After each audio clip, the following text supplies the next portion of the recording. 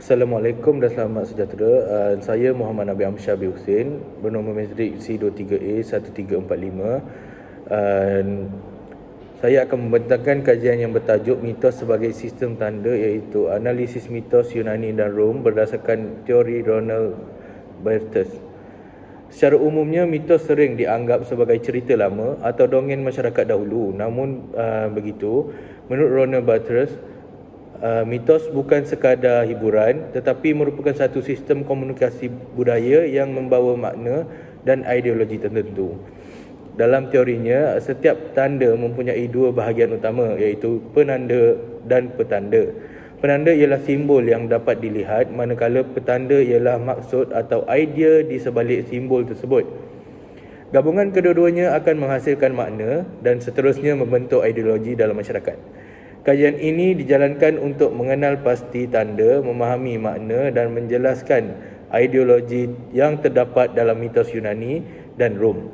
Dalam mitos Yunani, saya menggunakan kisah Ikarus. Ikarus ialah seorang pemuda yang melarikan diri menggunakan sayap yang diperbuat daripada lilin dan bulu. Namun ia terbang terlalu dekat dengan matahari sehingga sayapnya cair, lalu ia jatuh ke laut. Berdasarkan teori Barthes, sayap lilin melambangkan kebebasan dan cita-cita manusia, manakala matahari pula melambangkan batas dan larangan. Tindakan Ikarus yang terbang terlalu tinggi menunjukkan sifat sombong dan terlalu yakin pada diri sendiri. Akibatnya ia menerima balasan atas tindakannya. Mitos ini menunjukkan bahawa masyarakat Yunani sangat menolak sifat angkuh atau hubris yang menggalakkan manusia hidup sederhana dan serta mendengar nasihat. Selain itu, dalam mitos Rom, melalui kisah Romulus dan Remus, diceritakan tentang pasangan kembar yang diselamatkan dan dibesarkan oleh seekor serigala. Mereka kemudian menjadi pengasas kota Rom, tetapi konflik berlaku sehingga Romus dibunuh oleh Romulus.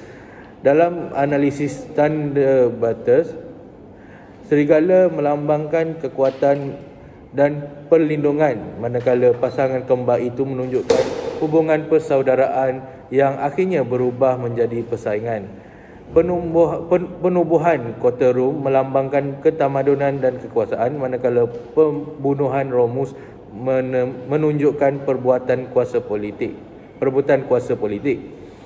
Mitos ini menggambarkan bahawa masyarakat Rom sangat mementingkan kepimpinan, kekuatan dan kestabilan negara. Kesimpulannya, kedua-dua mitos ini mempunyai fokus yang berbeza.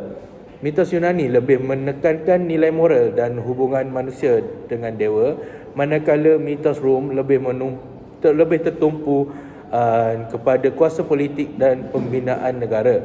Berdasarkan teori Roland Barthes, jelas bahawa mitos bukan sekadar cerita kosong tetapi menjadi medium untuk menyampaikan nilai, pemikiran dan ideologi masyarakat pada zaman tersebut. Sekian sahaja pembentangan saya. Terima kasih.